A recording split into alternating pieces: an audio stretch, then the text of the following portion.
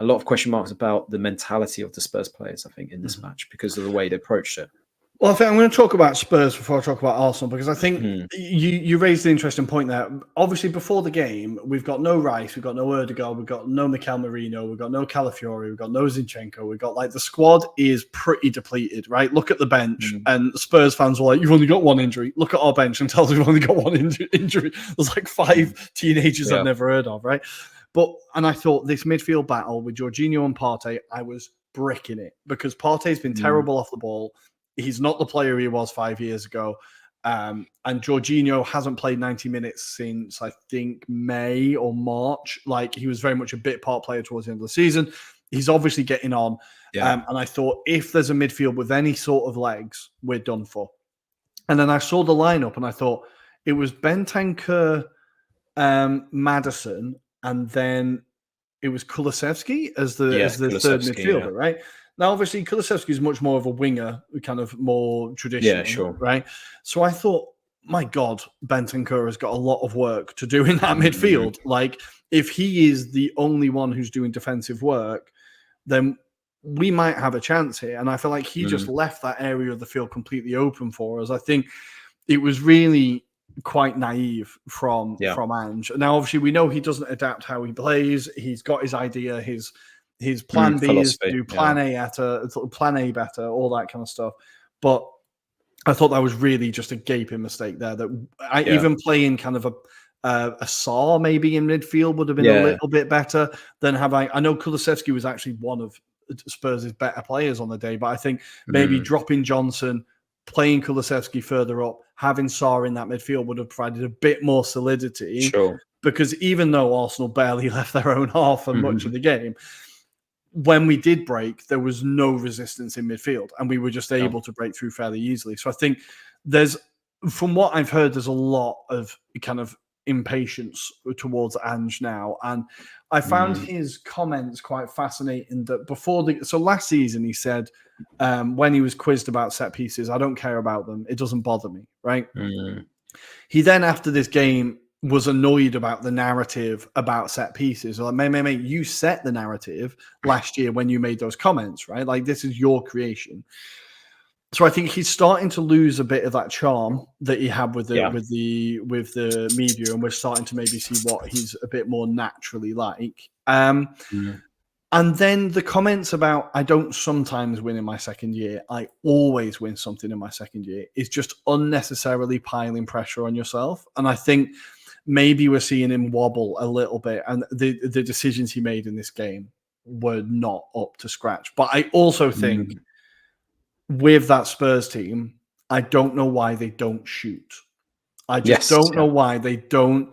It was all summed up for me by that when my heart dropped when Solanke was one-on-one and when we passed the ball across the defense.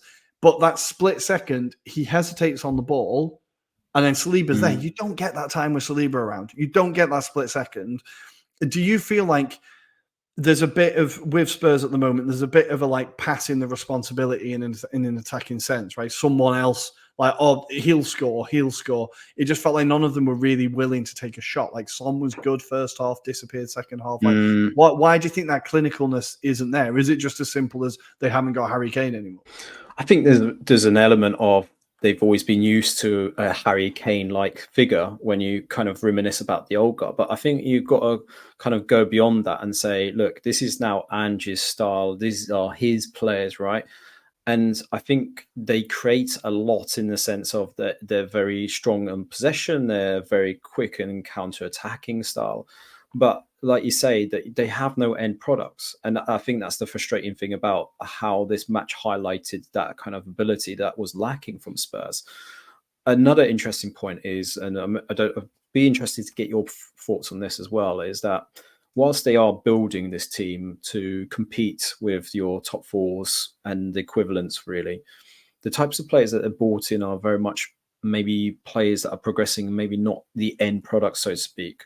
Whereas for Spurs to be really competing with your likes of your Arsenals and maybe Man Cities, etc., they need players that are going to have that to their kind of abilities in terms of their end products. They need to be players that can be a bit more assured, that you can rely upon them. I feel that maybe that is true of Spurs, that they haven't got necessarily those type of players in their squad yet. They haven't got quite the depth there. There's no doubt that potentially those players could be there in the future. They could be even better. But right now, I think that is still a project. It still feels like they haven't got the players yet. Solanke, there's a lot of pressure on him to deliver given the price tag and the fact that, if you look at his history, he's only really had a good few seasons with Bournemouth. With the greatest respect to him, you need to be able to take those chances like you alluded to. And I think, unfortunately, they haven't got that style of caliber.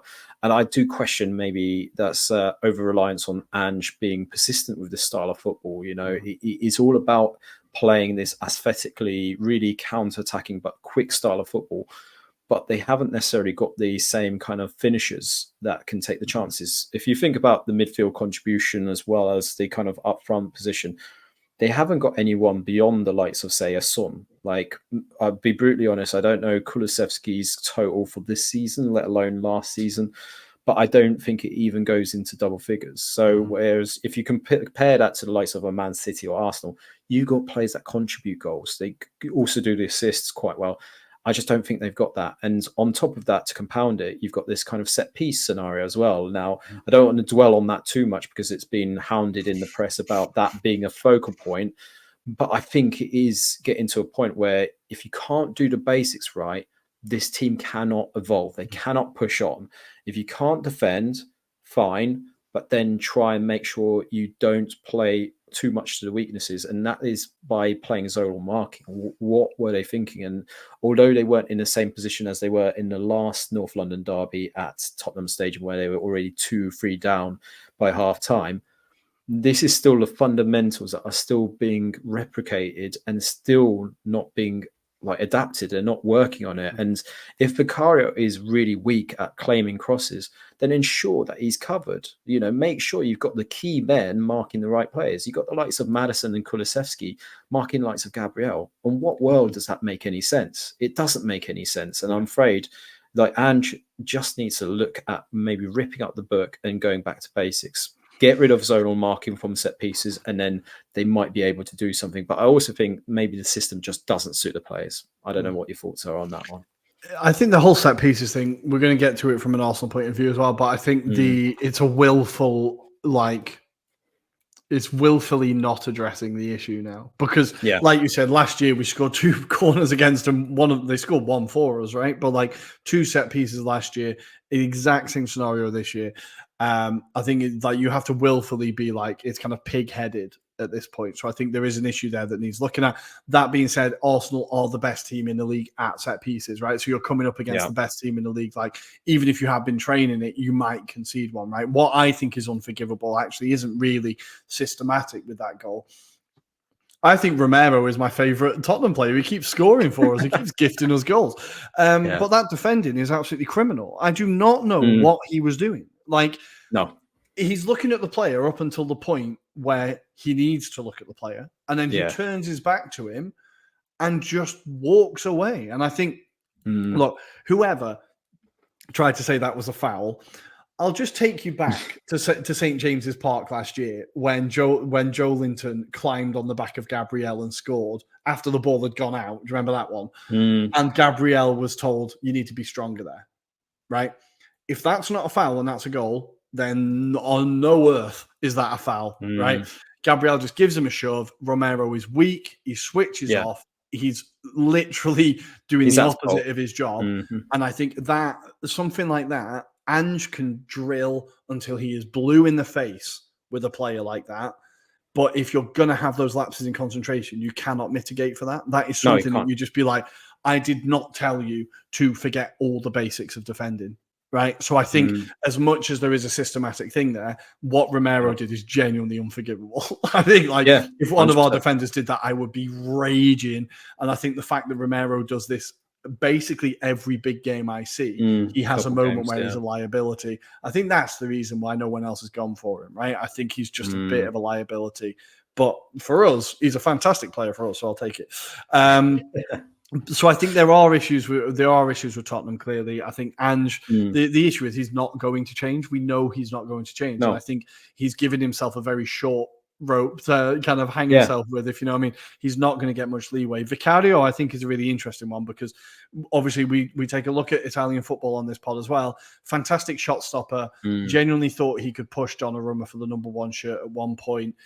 This issue he has with dominating his box now and with his strength. I think Gary Neville went a bit over the top on the commentary and was a bit like, all right, Gary, we get it. You've spotted something. You can shut up now, right? And I feel like every time Vicario plays, he kind of plays that same note, Gary, just over and over again.